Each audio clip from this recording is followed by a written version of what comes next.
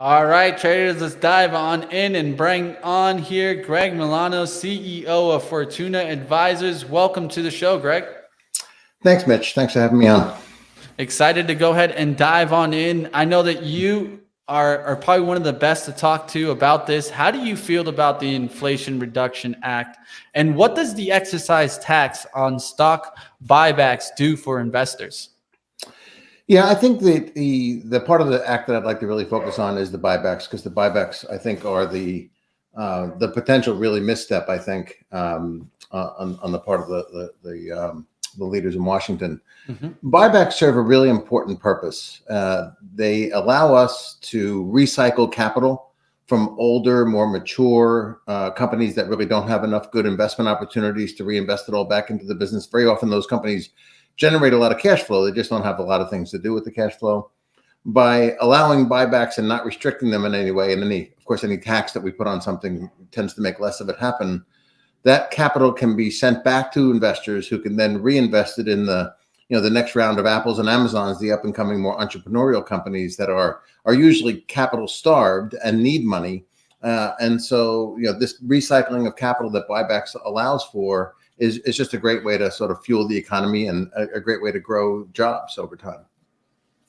Now, of course, buybacks did hit a record in the first quarter of 281 billion and started slowing down in the second quarter. Do you think this trend will pick back up, or will it continue to slow down? Well, I think a little bit of background might be helpful before I straight out answer that. Companies do a very poor job of timing their buybacks. If you wanted to do the best thing for your long run shareholders, you would want to buy back more shares when the stock price is low and fewer shares when it's high. And then in total, over a 5-year period, let's say, you would buy back more shares because you'd be buying them when they're cheap. It's just the buyback application of buy low and sell high. Unfortunately, companies mostly do the exact opposite. They tend to buy back more shares when the price is high, when they have a lot of cash flow and a lot of confidence, and they don't have the resources or the willingness to buy back shares when it's low. So they wind up buying fewer shares than they otherwise would because they're focused on buying them when they're peaking. And so this year, we're just seeing another example of that happening. Record buybacks until the market starts to drop meaningfully. When it bottomed in June, people became concerned. They reduced their buybacks. Now, we all know that it's better to buy things when they're cheap. And just when the share prices fell, I mean, the indexes were down around 20% at the time, is when people really slowed up on their buybacks. So what we're seeing is not that unusual. But what I would expect, if I extrapolate that thinking, depends on what happens to the market. If the market bounces back as it has been since June, and it looks like it's possible, then I would expect buybacks to resume. If instead, this has just been a sort of quick bounce and we return to the market falling to more like the kinds of declines we saw in the financial crisis or at the end of the internet bubble, then I would expect that buybacks would be curtailed. Just when they could buy back shares cheap and buy back a lot more shares, the normal human behavior we see from the managements tends to be that they stop buying back then. So we would expect a decline.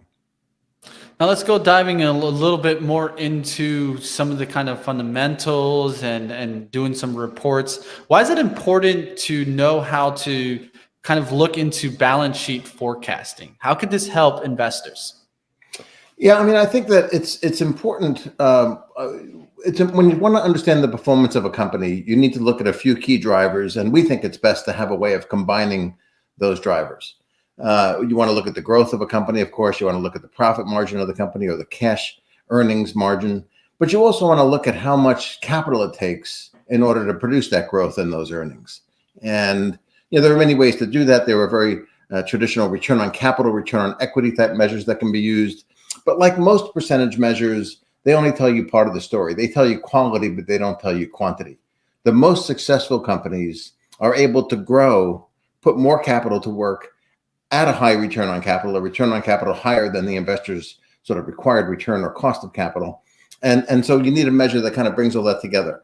And that kind of a measure can be used internally to decide, should I be reinvesting back into my business? In other words, do I have opportunities to invest in growth that earns a return above my cost of capital? And when I don't have enough opportunities to use all my cash flow to do that, that's when the capital deployment choice should be to distribute more to investors. Dividends and buybacks are both useful ways to do that. I tend to like dividends more because it doesn't matter how you time them. They treat all the shareholders the same way. But if it's a non-sustainable cash flow, like let's say in the energy industry where you're not sure you're going to have the current kind of oil prices forever, using buybacks to distribute in the short term in ways that you won't have to like reverse a dividend increase is a very good way to, to be able to distribute those cyclical cash flows. Now let's talk a little bit more about Fortuna Advisory. And so how are some of the ways that you guys provide insights for your clients? Yeah, so we work mostly with pretty large companies, and we develop customized measures of performance that, again, track growth, margin, capital intensity. Our standard measure is called residual cash earnings. And then we work with the companies to weave that into how they set goals, how they plan, how they allocate capital, how they make investment decisions, how they measure performance, and even how they provide incentive compensation to their executives and managers to try to motivate them, to think and act more like an owner. That's really our ultimate goal, is to get the executives of the company to think and act more like long-term committed owners. When they do so, they tend to deliver better performance for themselves, for all the stakeholders.